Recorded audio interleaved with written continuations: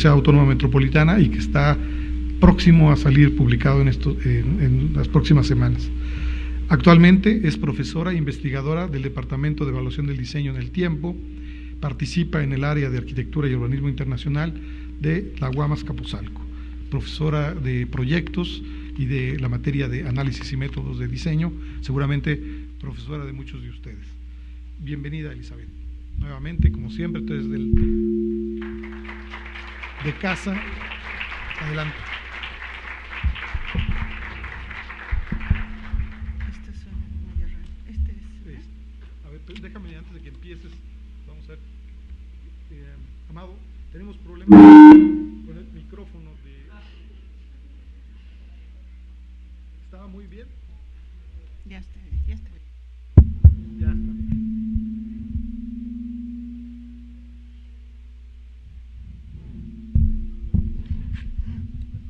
Bueno.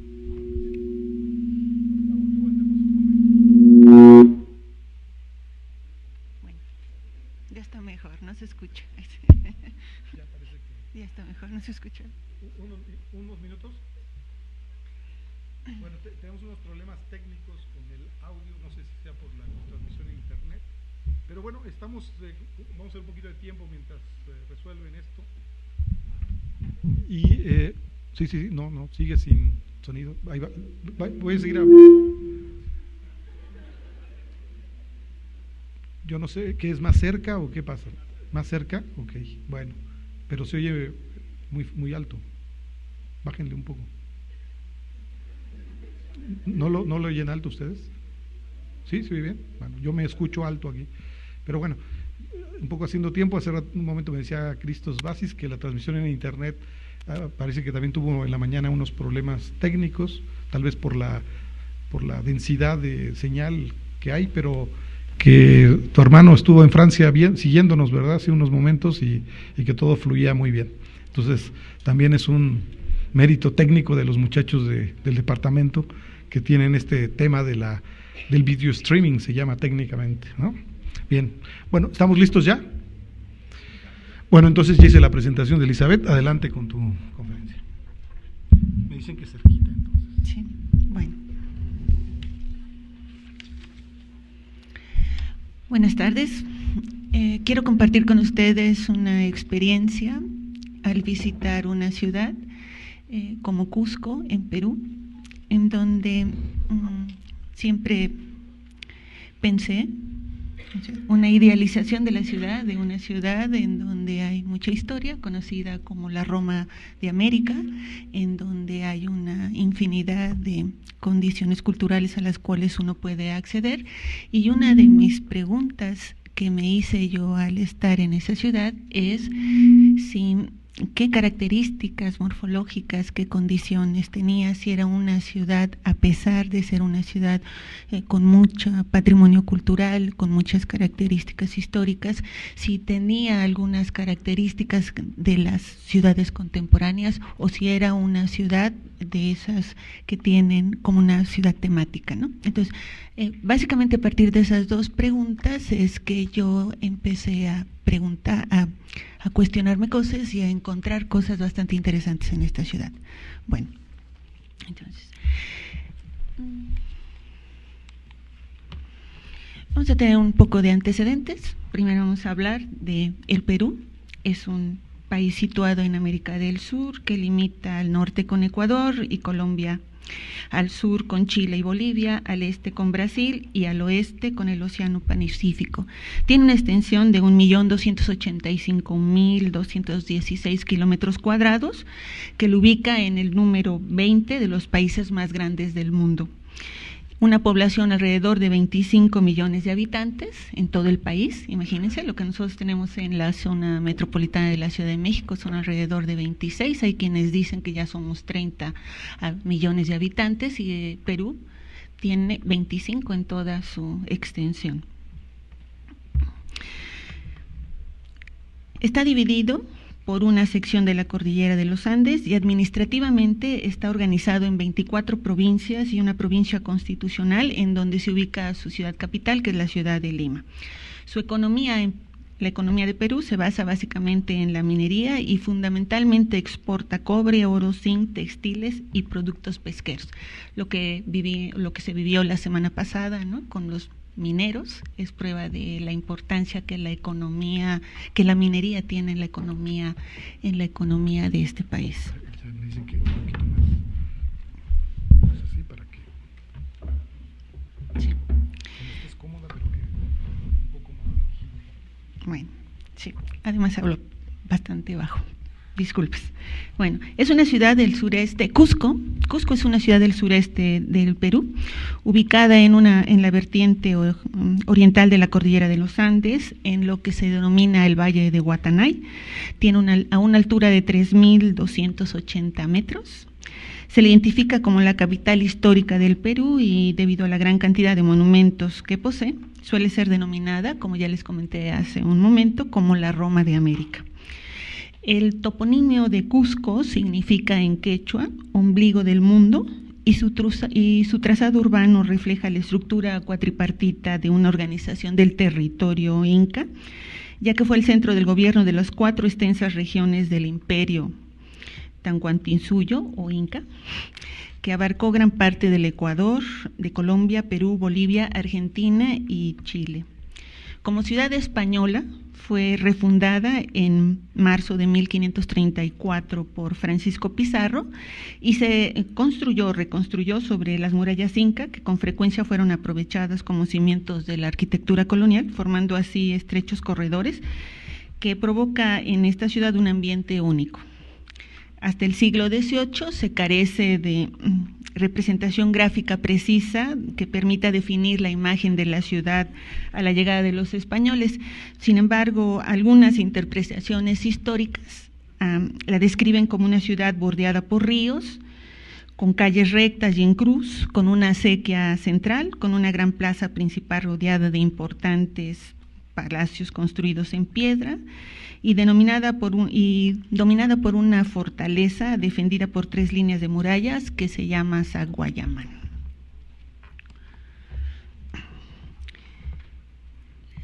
En relación a su población, nosotros podemos ver en esta gráfica que su población permanece casi constante desde el siglo XVIII hasta la mitad del siglo XX, cuando se tiene un gran crecimiento poblacional originado por procesos migratorios, y la ciudad constituye un polo de atracción a corrientes migratorias básicamente de las áreas rurales del sur del Perú y de una población extranjera que por las características de la ciudad, o sea, un patrimonio cultural muy, muy importante, hacen que se tenga un interés muy importante en vivir en ella. En la década de los 50 hay un periodo de reconstrucción muy importante derivado de un fuerte sismo que demandó una gran cantidad de mano de obra, impulsando corrientes migratorias básicamente de las áreas rurales, lo que impulsó fuertemente el crecimiento poblacional de la ciudad. Hacia la década de los 60 e inicio de los 70, las políticas del gobierno, o sea, una dictadura bastante fuerte, incentivaron en la migración rural y la aparición de barrios populares, que en el Perú se denominan pueblos jóvenes y que nosotros identificaríamos como asentamientos irregulares. Para la década de los 80, la violencia terrorista fue un factor que determinó la migración de áreas asociadas a este fenómeno, al fenómeno de la violencia. También hay que mencionar que la brecha cada vez mayor entre el ambiente urbano y el rural genera una corriente migratoria muy continua a esta ciudad.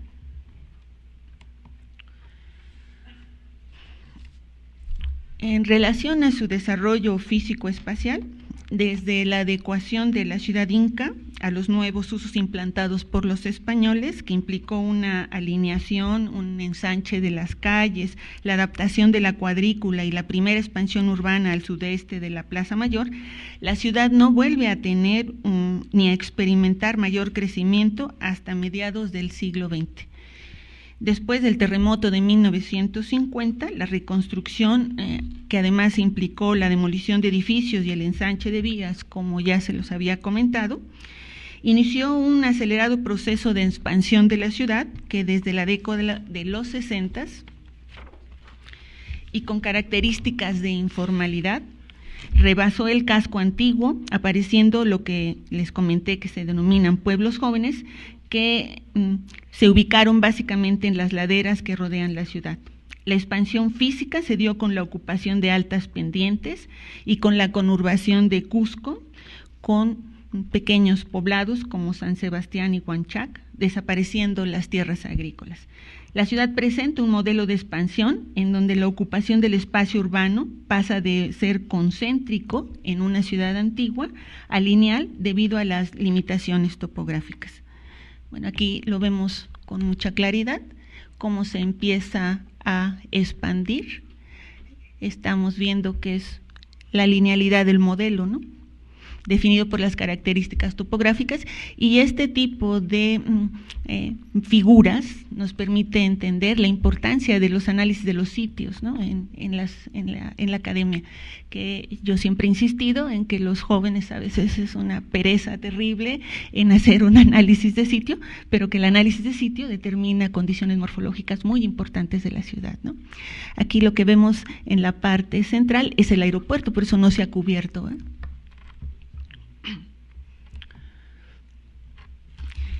¿Qué ha pasado en el siglo XX, ¿no? ¿Cuál fue su desarrollo de la ciudad en el siglo XX?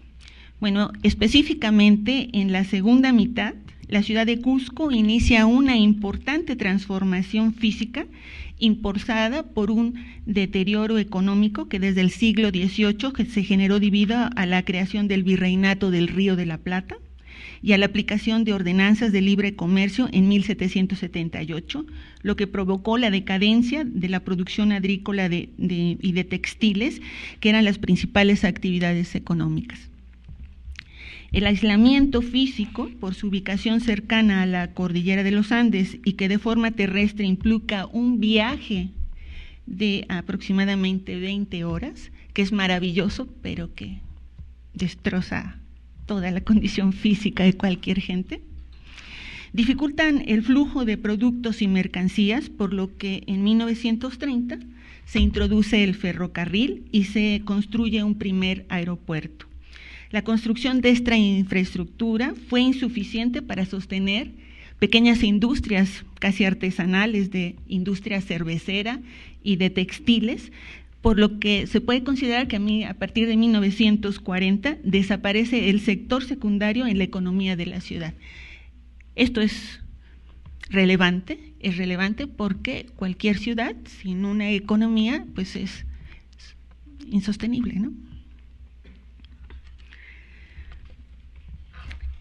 Como ya le habíamos comentado, la primera expansión física del Cusco, y específicamente un fenómeno muy importante que se tiene actualmente, que es la tugurización de la vivienda en la zona central, son consecuencias devastadoras que se observan a partir del terremoto de 1950. Imaginen ustedes, una economía muy deteriorada, un gran sismo, una destrucción de muchas zonas de la ciudad sin una economía que lo soporte, entonces una tugurización, ¿no? Tugurización.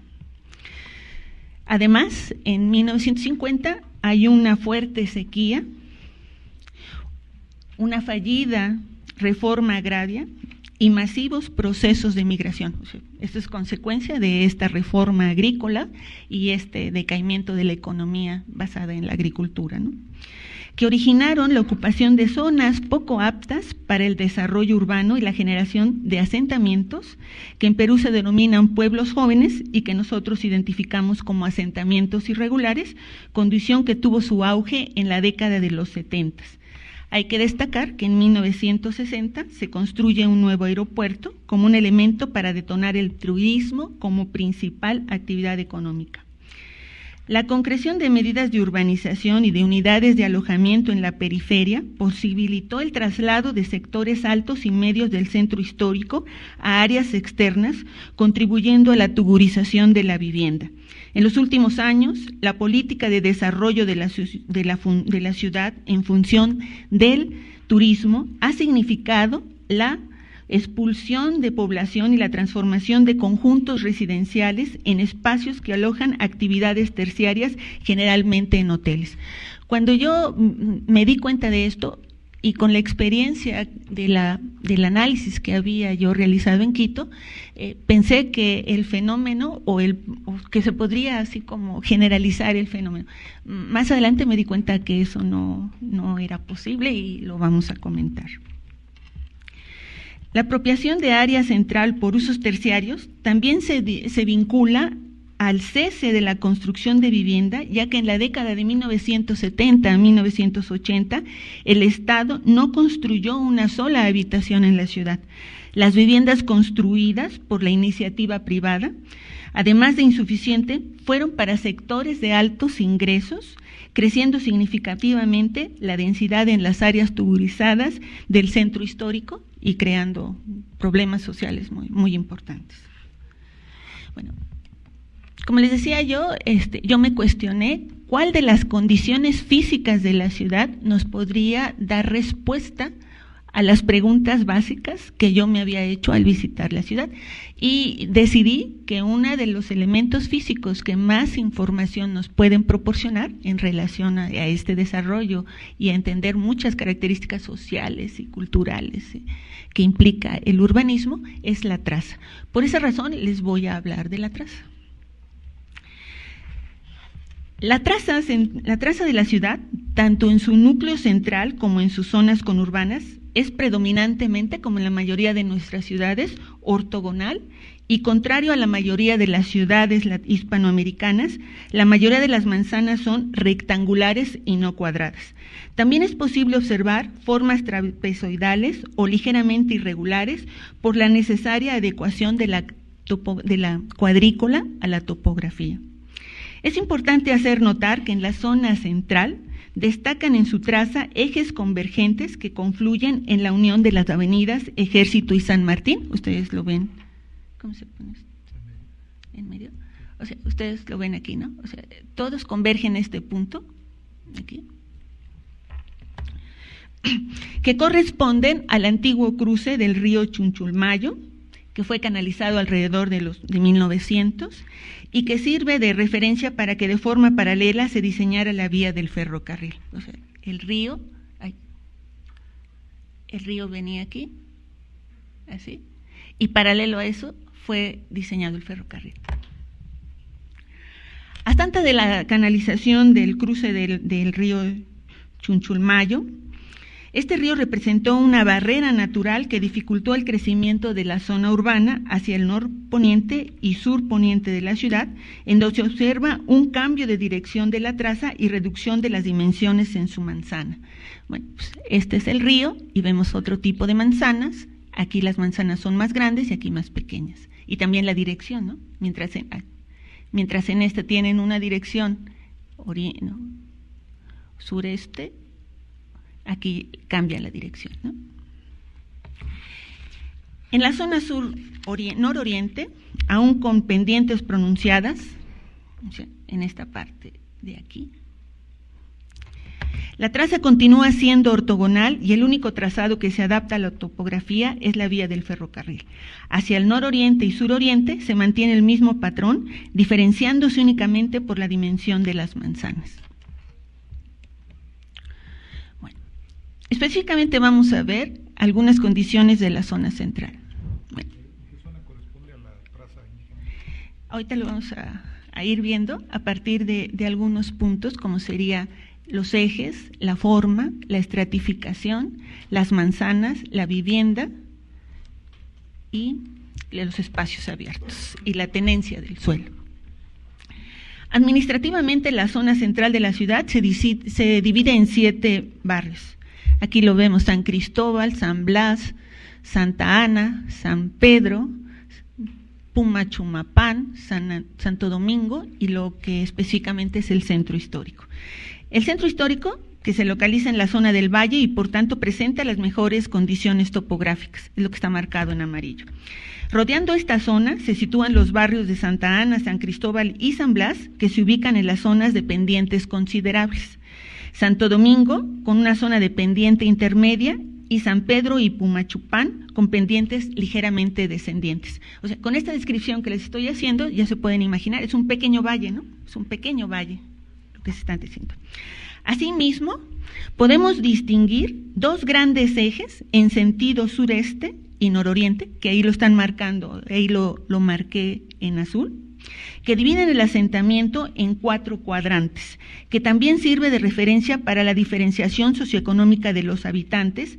Así, los barrios ubicados en las zonas con mayores pendientes topográficas son habitados por población con las menores condiciones económicas. O sea, hay una segregación. Y la pregunta es, ¿por qué se da esa segregación? ¿Verdad? Si solamente las condiciones físicas determinan esa segregación, o hay otra concepción o modelo de ciudad o otra como proyecto de ciudad que obliga a tener esas condiciones de segregación.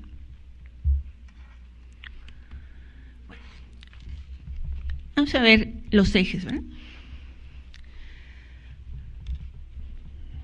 Los ejes que en forma de cruz se identifican en la traza de la ciudad tienen su antecedente en la ciudad inca que se reconstruyera entre 1438 y 1471 por uno de los grandes reyes, que es Pachacútec. La gran plaza central, posteriormente recortada y reducida en tiempos coloniales, estaba dividida en 2 mitades. Aquí lo estamos viendo, ¿no? La Huaycapata al este y la Cucipata al oeste, y constituía el lugar central donde confluían los caminos de los 4 suyos, que eran las 4 extensas regiones del imperio, denominados Chinchunsuyo, Cuntisuyo, Collansuyo y Antisuyo. La plaza también era el lugar donde la ciudad se dividía en 2 mitades, el Hanan o el Cusco Alto al norte y el Urín o el Cusco Bajo al sur. Esta fragmentación de la ciudad correspondía físicamente con la división social de los linajes de la nobleza inca. Cuando uno analiza esto, entiende uno por qué en la ciudad actual se tiene esa segregación, ¿no? Esa segregación, o sea, es una segregación ya con un antecedente fuerte desde la ubicación incaica.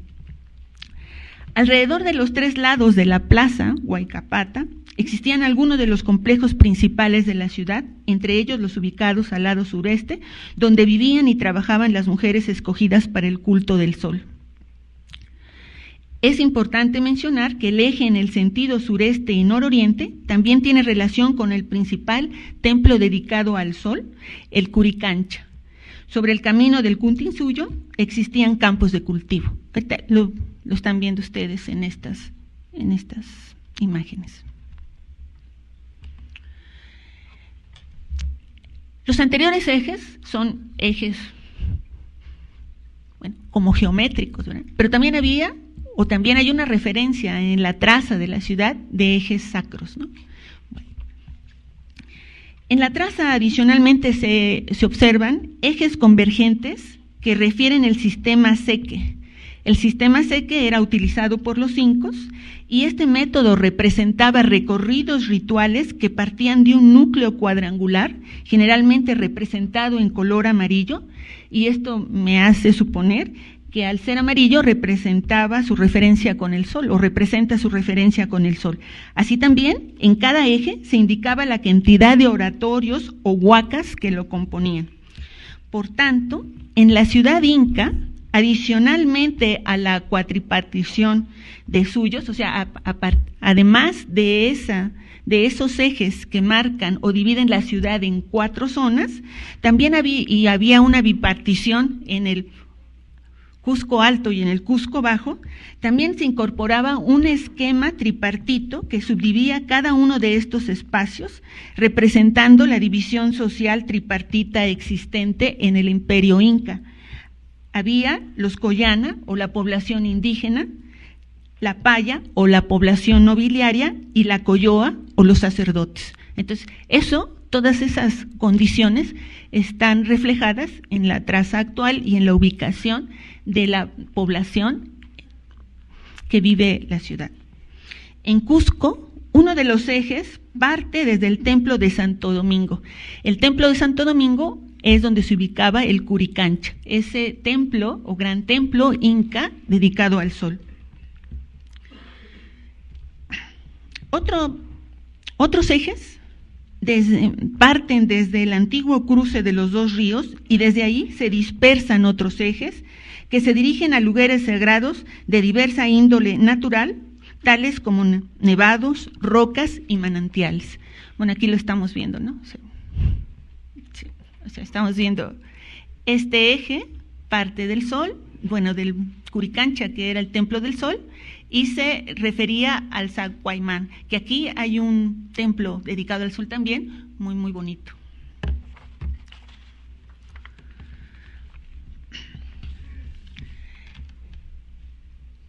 Como vimos anteriormente, es evidente que uno de estos ejes se dirige hacia el complejo de Sacsayhuamán, el cual se ubica en la parte más alta de la colina norte de la ciudad.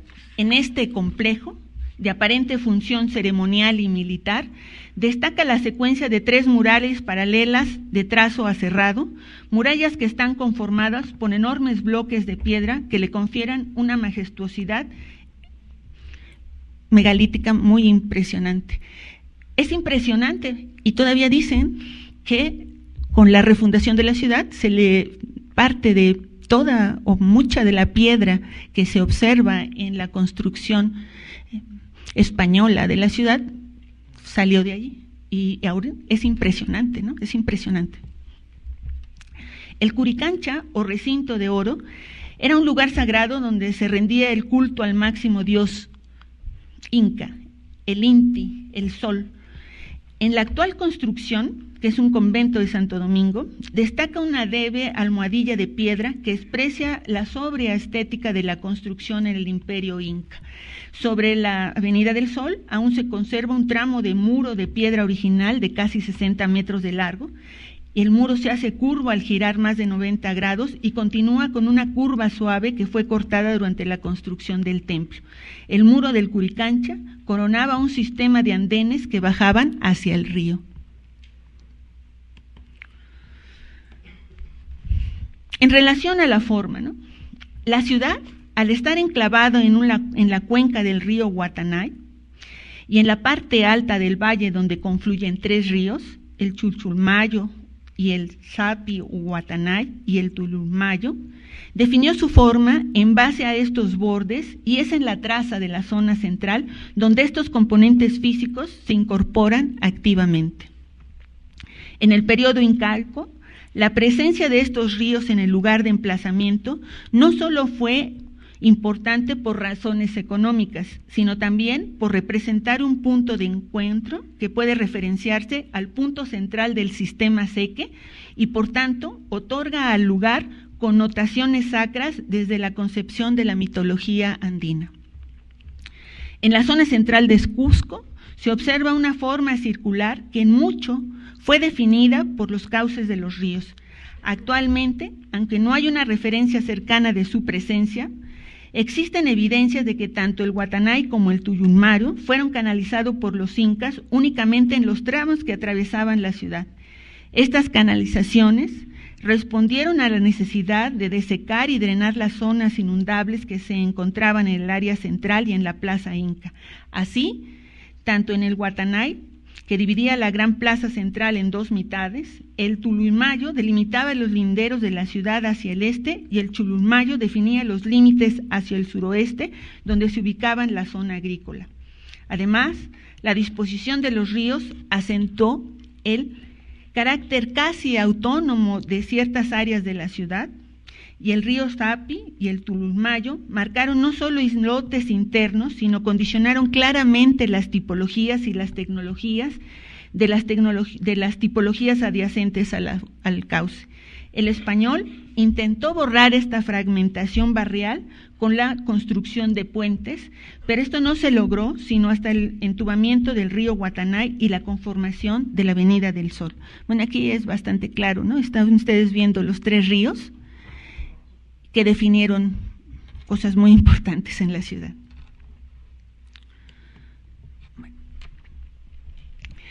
La ciudad actualmente responde a un ordenamiento y a una zonificación basada en la estratificación social, ya que los barrios indígenas se ubican en las zonas de mayores pendientes como un cinturón concéntrico alrededor de la zona central de la ciudad, en donde se ubican las tipologías características de la ciudad, de la estructura social española: la catedral, el convento, los cabildos y la vivienda.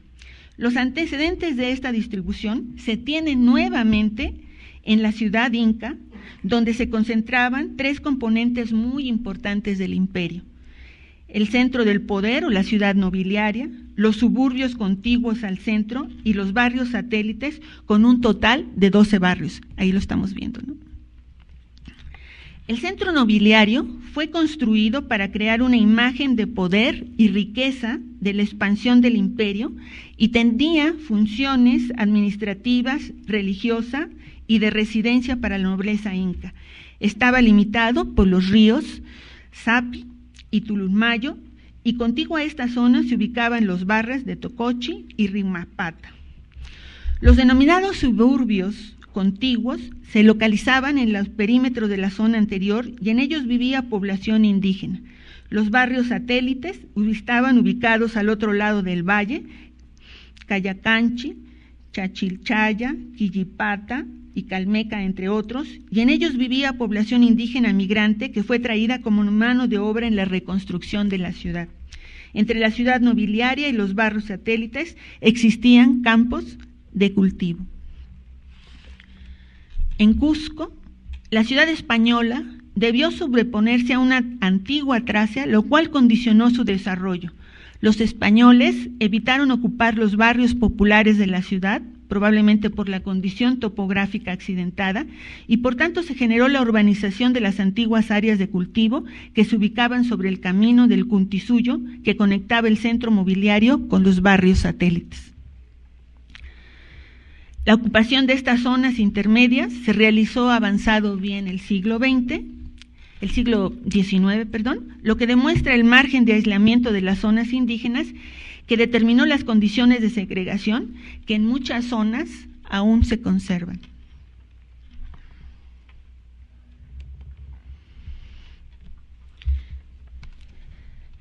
Como ya lo mencionamos, las manzanas en Cusco en su mayoría son rectangulares, ya que su trama inca fue sustancialmente ortogonal. Las dimensiones de ella en la zona central tienen en promedio 15,000 metros cuadrados, observándose variaciones de 2,500 a 37,500 metros cuadrados.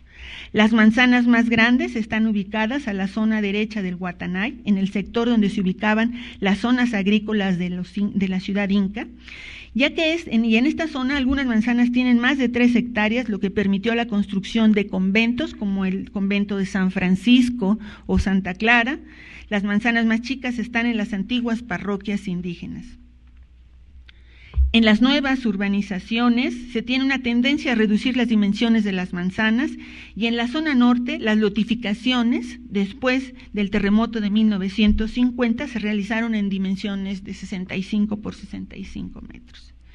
En la parte central de la ciudad, el eje mayor de los rectángulos está orientado en dirección noreste-sureste, y en los barrios de Belén, Santiago y Almudena, esta dirección cambia del suroeste al noreste, y algunas de las manzanas son tan angostas que solo permiten un lote en su ancho.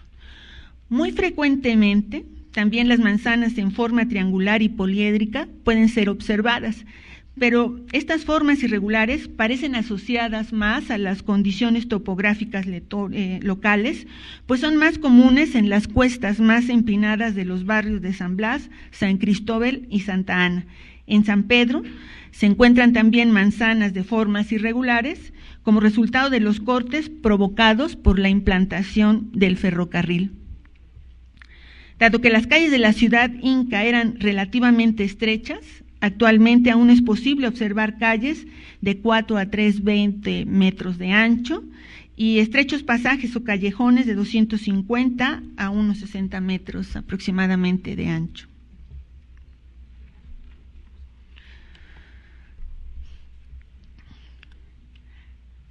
Las transformaciones más espectaculares de la traza de esta ciudad y la expansión de la ciudad se produjeron después del terremoto de 1950, ya lo habíamos comentado, Y en el resto de ella, y en concordancia con el modelo lineal definido por las condiciones topográficas del valle, se observan calles perpendiculares a las vías de comunicación principales y manzanas ortogonales, predominantemente, nuevamente, las rectangulares. Bueno, pues Pues lo que vemos aquí es la zona central, después viene la calle, que es el río, o era el río entubado, y sobre este eje se empiezan a dar las trazas que predominantemente nuevamente son rectangulares. Aquí es muy notoria lo que les estaba comentando de las trazas más grandes y las trazas más pequeñas, ¿no? El ferrocarril viene por aquí y es donde tenemos manzanas diferentes a las rectangulares. ¿Y una delimitación de centro histórico, de casco central, alguna cosa así? Sí lo hay. Sí, ahí te van a hablar. ¿Estos planitos los hiciste tú? Los anteriores. Sí. Bueno. Obviamente las manzanas determinan o influyen mucho en un elemento predominante, una tipología predominante en la ciudad, que es la vivienda. Las manzanas y lotes más chicos e irregulares ubicados en cuestas como Santa Ana, San Cristóbal y San Blas condicionan la arquitectura doméstica, pero no llegan a crear una nueva tipología. Tanto en estas áreas como en las zonas más céntricas de la ciudad se encuentra el mismo tipo de vivienda. Casas con un patio social y un segundo patio o área descubierta de servicio, que se diferencian básicamente por la amplitud de sus patios. La subdivisión funcional de la vivienda, tuburizada no solo en forma residencial, sino también con actividades artesanales e inclusive de servicios terciarios, representan actualmente una grave problemática. Las variaciones de uso y la modificación del carácter residencial va acompañada de alteraciones en la estructura de la vivienda. Bueno, se empiezan a cerrar ventanas, se abren nuevos vanos, se ocupan parcialmente los patios y en general lo que se está produciendo es un gran deterioro de la vivienda.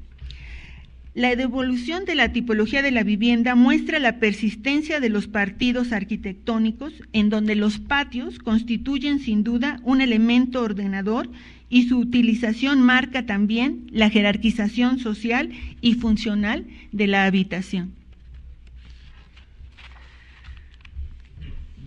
La distribución de los patios está directamente vinculada al trazado de lotes y fue condicionada en el área central por el almacenamiento incaico, en donde en general se tendió a la conformación de solares rectangulares cuyo desarrollo tiene el menor lado sobre la calle y por ende los patios se hilvanan perpendicularmente a la línea de las edificaciones.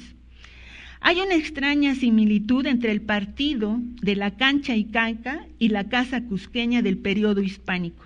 La cancha era una pequeña manzana amurallada que reunía en su interior, en general 3 o 4 edificaciones uniespaciales con una misma función. Era a la vez la unidad básica de la arquitectura incaica, no solamente doméstica, sino palaciega y aún religiosa.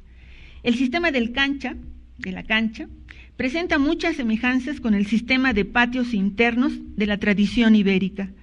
En ambos casos, las habitaciones rectangulares estaban agrupadas en torno a un patio cuadrado en donde se desarrollaban algunas funciones y donde se captaba la luz. Existen naturalmente diferencias. En la cancha las habitaciones no son contiguas, formándose de este modo pequeños patios en los ángulos.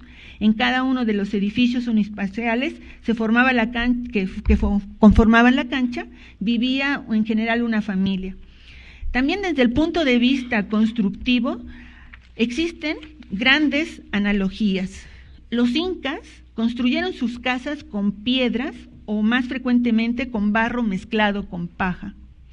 Las dos técnicas eran muy conocidas y utilizadas también por los españoles. Esta similitud funcional, tipológica, dimensional y tecnológica facilitó la fácil transformación de una o dos canchas en las casas solariegas de los españoles.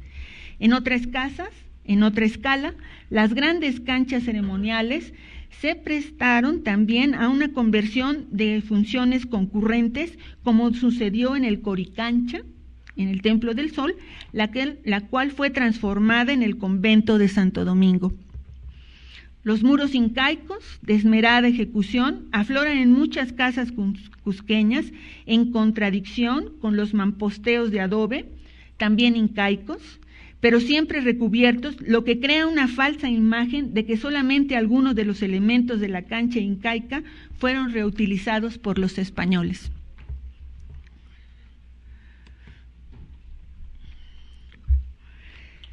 Los condicionantes del principio de superposición respecto de las antiguas construcciones incas impidieron las formas de loteo tradicional, alterando la organización habitual de las residencias, ya que mediante el proceso de agrupamiento de canchas, reedificación y reutilización de antiguos muros se fue definiendo la distribución de la casa hispánica.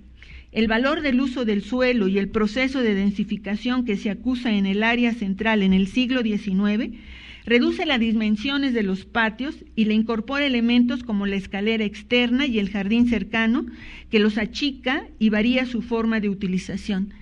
La concreción de las medidas de urbanización y de unidades de alojamiento en la periferia posibilitó el traslado de los sectores de altos y medios recursos del centro histórico a áreas externas, contribuyendo a la tuburización de la vivienda. A partir del terremoto de 1950, los procesos destructivos de la vivienda se han acelerado debido a la falta de un programa de conservación y rescate del patrimonio. En los últimos años, el planteamiento del desarrollo de la ciudad en función del turismo significó en la zona central del Cusco la expulsión de pobladores y la transformación de conjuntos residenciales en actividades terciarias, predominantemente en hoteles. Los espacios abiertos son muy importantes en esta ciudad. Hay una estructura urbana que presenta una jerarquía de espacios abiertos que ayudan a articular los distintos componentes de la traza y, aunque varían en dimensiones, todos tienen la función de integración social. El patio doméstico, que integra a la familia, es el más pequeño de este sistema de espacios abiertos. Es hacia él que se abren las salas y las habitaciones de la vivienda, tan cerrada esta tipología hacia el exterior. La plazoleta del barrio, asociada a la iglesia parroquial, es el segundo nivel de espacios abiertos. Entre otros ejemplos podemos citar las plazoletas de Santa Ana, de San Cristóbal, San Blas, Belén, Santiago y la Almudena. En estos espacios se realizan las fiestas religiosas y en muchos casos un mercado semanal. El último nivel de espacio abierto es la plaza comunitaria, que congrega a toda la población urbana durante las grandes fiestas religiosas, cívicas y juegos, como lo son la Plaza de Armas y la Plaza del Regocijo, y más recientemente la Plaza de San Francisco.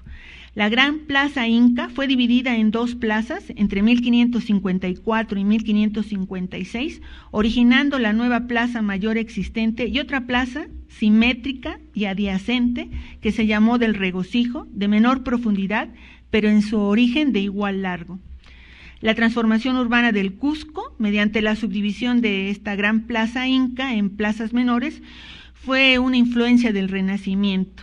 La Gran Plaza Inca era un espacio con un sector urbano rodeado en tres de sus lados por construcciones y al poniente del río que la cruzaba no había edificios.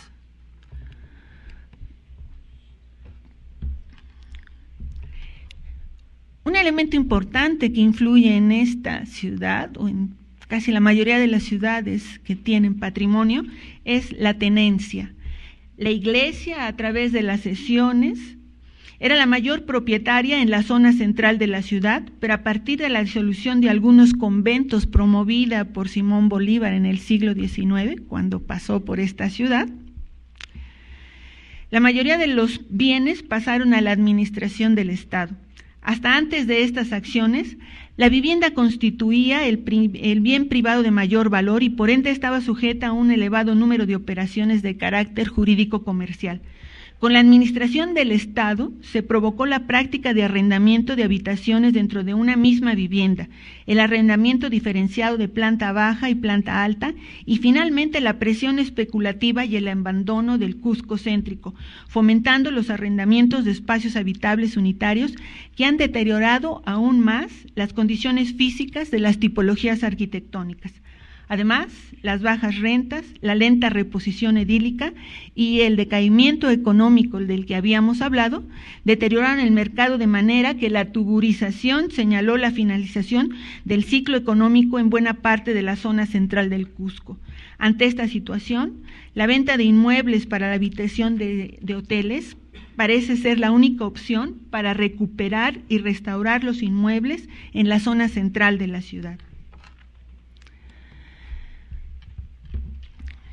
Como comentarios finales, podríamos indicar que Cusco, fundado en el siglo XVI, tuvo un desarrollo desigual en los siglos siguientes debido a distintos factores que la diferenciaron funcionalmente en el sistema político, religioso y económico del Perú. Cuando experimentó un crecimiento poblacional acompañado con la extensión de la superficie urbana, se continuó la tendencia a utilizar la cuadrícula como el modo más racional de ampliar la superficie urbanizada, independientemente de la compleja topografía o cursos del agua. Esto no es una imposición de una traza ibérica, ¿no?, sino tiene un antecedente incaico, es como el seguimiento de una tradición cultural. La estructura de la ciudad nos permite identificar un modelo en que las ciudades hispanoamericanas generaron tipologías únicas de estructura urbana, a la vez simples y adaptables, que a través del uso de la cuadrícula regular con la plaza al centro, se adecuó pragmáticamente en cada ciudad a las condiciones del sitio. La geometría rigurosa de la traza y la centralidad funcional en la Plaza Mayor, definida como el elemento de composición espacial y monumental más notable de la ciudad, no es la versión española de una ciudad ideal. Bueno, eso es lo que pienso yo, ¿verdad? Es más bien la adaptación y sobreposición a estructuras urbanas existentes, lo que implica que las ciudades son únicas en la medida en que se adaptan a los sitios, y vuelvo a insistir la importancia de los sitios, de analizar los sitios para generar transformación, y de un bagaje cultural que todo el mundo tenemos. Gracias.